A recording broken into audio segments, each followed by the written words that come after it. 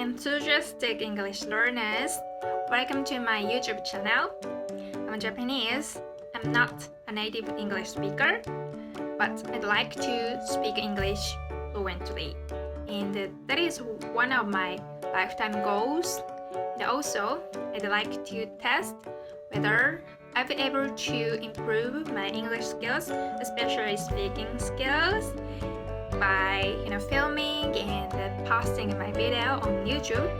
That is one of the reasons I started my YouTube channel. So if you're interested in, let's continue to watch.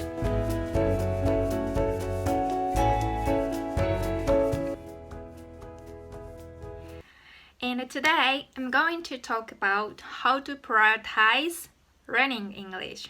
So let's get started. First of all, you need to think about the importance of learning English. How important learning English is for you. And I know for everyone, learning English is super important. But goals are very different. Let's say to speak confidently in your meeting, or to have a speech in front of many audiences or something like that, and just want to have conversations with other English speakers. So many goals, depending on the goals, the importance will be changed. So I'm going to tell you how to prioritize your tasks. And have you ever heard that Eisenhower's matrix or Eisenhower's method? He is the former president of the United States, and in his speech, he said that any task can be judged on two factors. Number one is important. Number two is urgent. So 2 factors multiply 2 equal 4. So let me tell you those 4 factors. Number one is important and urgent. So let's say project which has a deadline, or health emergency or something like that. Those tasks are needed to be done as soon as possible or right away. And number 2 is important but not urgent. Let's say your lifetime goal or a dream or relationships or something like that. Those are categorized as number 2, and you have to schedule it when you have time to do it. And number 3 is urgent but not important. Let's say sudden call, or email, or those kind of interruptions are categorized as number 3, and you need to allocate it, or you need to give a task to somebody to be done. And number 4 is neither important nor urgent.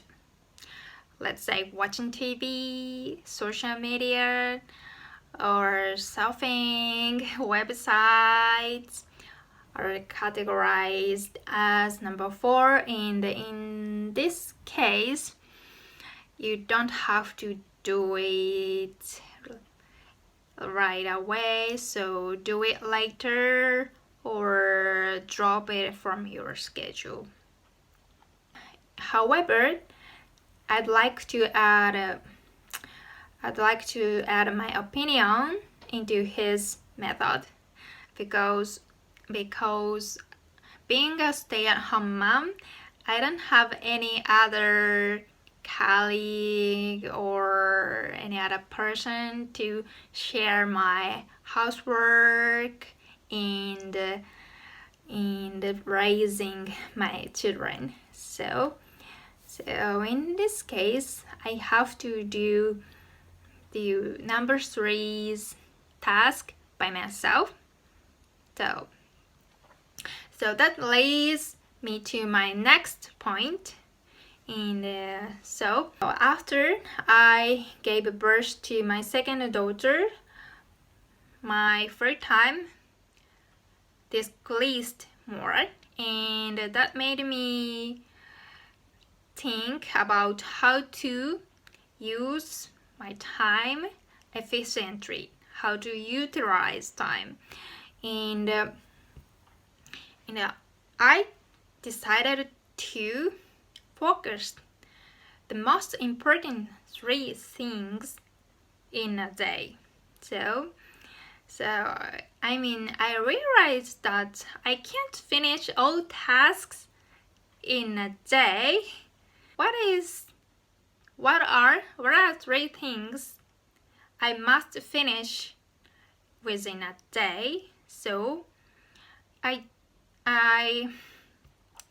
just needed to concentrate on only 3 things, and if I don't finish the 3 tasks in a day, I try not to blame myself, because we have many responsibilities in our lives.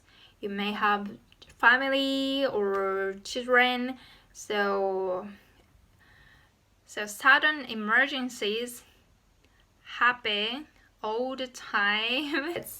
Let's say kids get fever or cold suddenly, so we needed to go to the clinic. So it happens. So if I don't finish those tasks, I try not to be disappointed at me. And my next tip is to-do list. So I myself write down my to-do list every single day, and since I've started to write down my to-do list, I'm able to see what tasks should be done today, and what task I don't have to finish today. And it's very useful for a visual tool, and I highly recommend you to do the same thing. And those are my tips for how to prioritize time and learning English.